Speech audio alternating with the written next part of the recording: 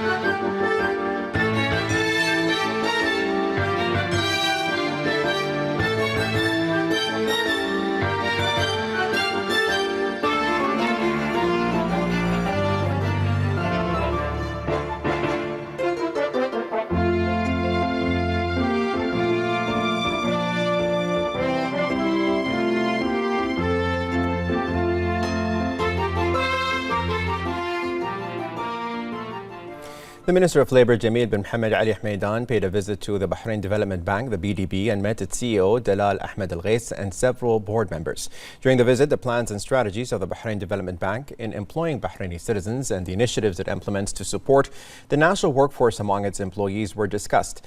Hameidan was appraised for the bank's role in supporting small and medium-sized enterprises that generate job opportunities for citizens. The Minister of Labour praised the bank's cooperation with employment projects in the ministry and its commitment to supporting the banking sector with qualified Bahraini competencies in various banking operations. He emphasized that the bank's commitment to enhancing the experiences and developing the leadership skills of its national workforce, which contributes to job stability.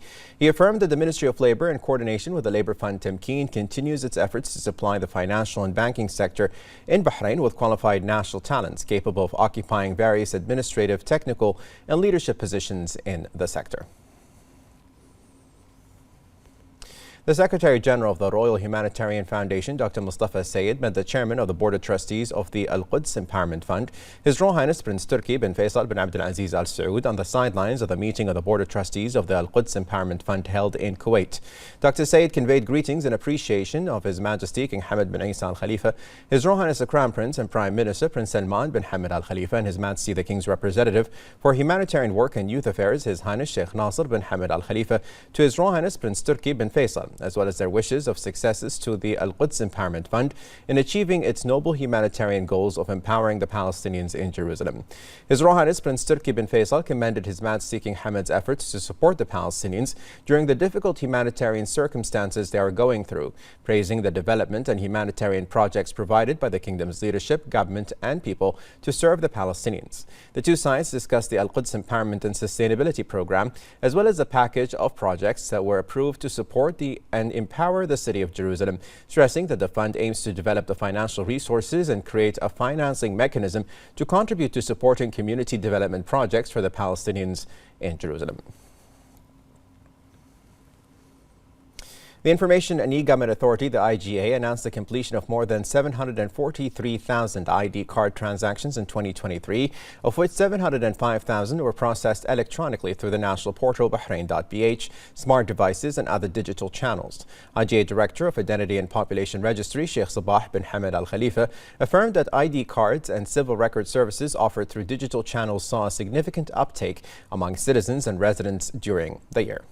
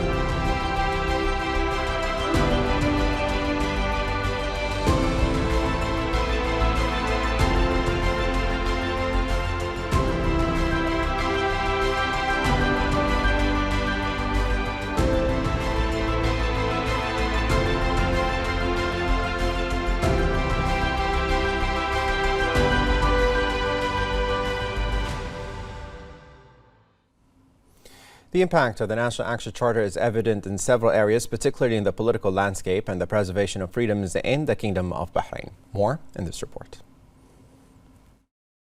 The commemoration of the National Action Charter holds immense significance for all segments of Bahraini society, as it marks the visionary leadership of His Majesty the King and the dawn of the new millennium with an ambitious and pioneering project that has had a profound impact on various areas, particularly the political landscape and the preservation of freedoms. The National Action Charter has played a pivotal role in establishing a robust democratic system of governance, which is firmly enshrined in the amended Constitution. The Charter's 7th clause in the second chapter serves as a powerful affirmation of citizens' rights to actively engage in public affairs and exercise their political rights, which has been vividly demonstrated through the series of parliamentary elections held under the reign of His Majesty the King. Political work in Bahrain is intertwined to the preservation of freedoms. The National Action Charter has had a substantial influence in the freedom of opinion and expression, evident in the legal guarantee and protection of these rights. Responsible and national journalism plays a crucial role in maintaining a vibrant political environment that nurtures both freedom and transparency. Additionally, public freedoms such as the freedom to conduct scientific research and the right to express and disseminate opinions through diverse channels are upheld and protected by legislation, all while upholding the core principles of Islam and national unity. The legacy of the National Action Charter continues to shape the nation's progress and aspirations towards a prosperous, inclusive future. Its principles and provisions have laid a solid foundation for the country's progress, fostering a spirit of unity, democracy, and respect for human rights. The decisive final rounds of the first edition of the Bahrain International Golf Championship, presented by Bobco Energies as part of the DP World Tour, kicks off today under the auspices of His Majesty the King. The competition continues until tomorrow at the Royal Golf Club, with cash prizes totaling $2.5 million for the winners. Players who achieve the best positions at the end of the first two rounds qualify for the decisive stages. The second round, held yesterday, was filled with competitiveness and strong competition. The Swiss player Joe Gerbach, the Swedish player Jesper Svensson, and the South African player Dylan Fertitta